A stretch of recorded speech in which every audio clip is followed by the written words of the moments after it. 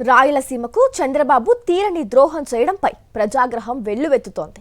సీమ సుభిక్షం కోసం 3,850 కోట్లతో వైఎస్ జగన్ ఎత్తిపోతల పనులు చేపడితే ఇప్పుడు ఆ పథకాన్ని నిర్వీర్యం చేయాలని చంద్రబాబు కుయుక్తులు పన్నుతున్నారు. సీఎం తీరుపై వైఎస్ఆర్సీపీ నేతలు ఆగ్రహం వ్యక్తం చేస్తున్నారు. రేపు చలో పోతిరెడ్డిపాడుకు పిలుపునిచ్చారు వైఎస్ఆర్సీపీ నేతలు.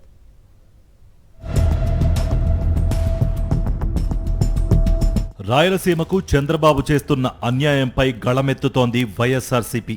లిఫ్ట్ ఇరిగేషన్ పథకాన్ని పునరుద్ధరించాలని డిమాండ్ చేస్తూ రేపు చెలో పోతిరెడ్డిపాడుకు వైఎస్ఆర్సీపీ నేతలు పిలుపునిచ్చారు. చెలో పోతిరెడ్డిపాడు పోస్టర్లను అనంతపురం నేతలు విడుదల చేశారు.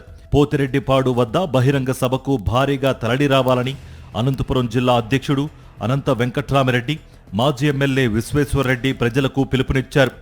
తెలంగాణ ప్రభుత్వం కూటమి ప్రభుత్వంతో కుదుర్చుకున్న చీకటి ఒప్పందాల కారణంగా 800 అడుగుల లోపే నీటిని తరలించే కుట్రకు తెరతీశారని విమర్శించారు. తెలంగాణ ప్రభుత్వము తెలంగాణ ముఖ్యమంత్రి రేవంత్ రెడ్డి గారితో కుదిరిన రహస్య ఒప్పందం వల్ల ఇదంతా కూడా జరిగింది. ఇది స్వయంగా కూడా రేవంత్ రెడ్డి గారే తెలంగాణ అసెంబ్లీలో కూడా చంద్రబాబు నాయుడు గారితో మాట్లాడి రాయలసీమ లిఫ్ట్ అనేది కూడా లేకుండా చేయడం కూడా చెప్పడం కూడా జరిగింది.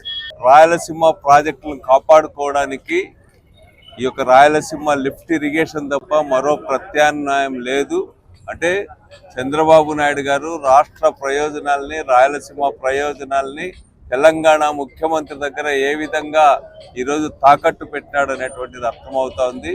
రాయలసీమ ఎత్తిపోతల పథకాన్ని నిలిపివేసి సీమ ప్రజలకు ద్రోహం చేశారంటూ చంద్రబాబుపై మండిపడ్డారు మాజీ మంత్రి కాకాణి గోవర్ధన్ రెడ్డి. చంద్రబాబు, రేవంత్ రెడ్డి ఇద్దరూ కలిసి కుమ్మక్కై రాయలసీమ ఎత్తిపోతల పథకం సీమ రైతులకు, ప్రజలకు సాగు, తాగునీరు రాకుండా అన్యాయం చేస్తున్నారని ఫైర్ అయ్యారు. చెలో పోతిరెడ్డిపాడు కార్యక్రమానికి సంబంధించిన పోస్టర్ ఆవిష్కరించారు కాకాణి. చంద్రబాబు నాయుడు అనేటువంటి వ్యక్తి రేవంత్ రెడ్డితో రహస్య ఒప్పందం కుదుర్చుకున్న మాట వాస్తవమా కాదా, దానికి సమాధానం చెప్పండి అంటే ఇరిగేషన్ మినిస్టరు ఏదో డొంక తిరుగుడు మాటలు మాట్లాడతాడు, చంద్రబాబు నాయుడు రకరకాలైనటువంటివి మాట్లాడతాడు. ఎవరు కూడా ఇతిమిద్దంగా ఇది జరిగింది, ఇది జరగలేదు అని, లేదా జరిగింది అంటే జరిగిందని ఒప్పుకోండి, రైతులకు ద్రోహం చేశామని చెప్పండి, మేము తెలంగాణ ముఖ్యమంత్రి రేవంత్ రెడ్డి మాటలు విన్నామని చెప్పండి. లేదు అనుకుంటే నేను తెలంగాణలో రేవంత్ రెడ్డి చెప్పినటువంటి మాటలు వాస్తవం కాదు అని ఖండనివ్వండి. ఈ రెండు ఇవ్వకుండా రకరకాలుగా ఎన్విరాన్మెంటల్ క్లియరెన్స్ లేదు కాబట్టి, అది లేదు కాబట్టి, మీ హయాంలో మీరు తేలేదు కాబట్టి ఈ డొంక తిరుగుడు అన్నీ అవసరంలే. రాయలసీమ హక్కులను కాపాడటానికి చంద్రబాబు తీసుకున్న చర్యలేంటని ప్రశ్నించారు వైఎస్ఆర్సీపీ రాష్ట్ర ప్రధాన కార్యదర్శి ఎస్వి సతీష్ రెడ్డి. తాను కోరడంతోనే రాయలసీమ లిఫ్ట్ను చంద్రబాబు ఆపివేశారని రేవంత్ రెడ్డి చెప్పారని అన్నారు. రేవంత్ వ్యాఖ్యలను చంద్రబాబు ఇంతవరకు ఎందుకు ఖండించడం లేదని విమర్శించారు సతీష్ రెడ్డి.